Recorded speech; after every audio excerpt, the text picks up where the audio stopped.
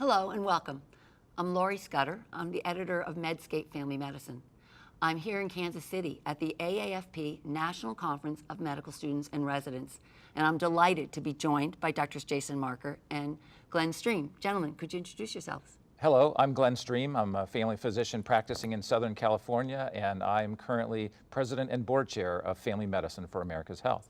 Hello, my name is Dr. Jason Marker. I'm a practicing physician from Northern Indiana, and I serve as the Practice Transformation Core Team Leader for Family Medicine for America's Health. Thank you. So let's start with, what is Family Medicine for America's Health? If you could tell us a little bit about this organization, Dr. Stream. Thanks, Laurie. Family Medicine for America's Health is a 5-year collaborative project of 8 national family medicine organizations, and we've just begun our 4th year. And there's a couple components to our project. There's a large publicly and key stakeholder-facing communication effort called Health is Primary to raise the awareness of people about the importance of primary care to the health of themselves and their families and their communities. And then there's a strategic effort about how family medicine can step up and really be part of the solution to many of the challenges chasing our healthcare system. And so we're focused around what we often call the quadruple aim, which is to improve people's experience and the quality and safety of their care, to improve the health of the population of the country, to tackle the really crippling cost issues about healthcare, and then very importantly to deal with the professional satisfaction of physicians and others who work in the healthcare team. Great. So how does Family Medicine for America's Health support you in your practice, Dr. Marker? How does it support practice transformation and your professional satisfaction? The Practice Transformation Core Team was really excited to be offered the opportunity to do some novel, out-of-the-box thinking about what family medicine as a specialty needs to do to better support better patient care. The systems of care that we work within today are very cumbersome. They add a lot of administrative burden and are fueling the stress loads of physicians and leading to physician burnout. So we knew we needed to look at the bright spots around the country where novel practice transformations were already happening and begin to think about how those could be brought to bear in all the corners of the country.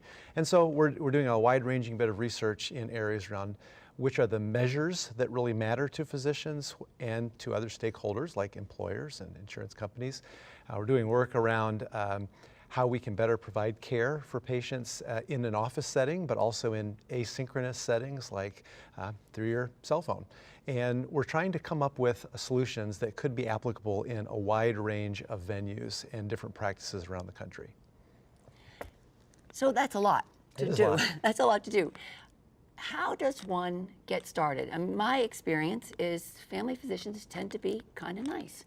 And can that get in the way of being able to take the bull by the horns and transform one's practice? How do you get started? Yeah, the concept of family medicine nice is one that I coined at the kickoff of our project, because family physicians tend to be nice people and tend to not want to blow their own horn. And the idea of greater investment in primary care, greater respect for primary care, a more key role in the healthcare system is something that they have trouble advocating for because they see it as self-serving. And yet it's not self-serving to do what's in the best interests of patients in our country. And so we have to get over nice, and we have to be a little bit more aggressive in seeking the kind of practice transformation changes and the investments as far as primary care funding that make those things happen, because that's what's key to patients. One of the things that I've been teaching the medical students and residents here at the National Conference of Medical Students and Residents this week is this idea that many of us are very humble, and we don't want to feel like, oh, look at me, I know how to do better than some doctor that's been in practice for 40 years.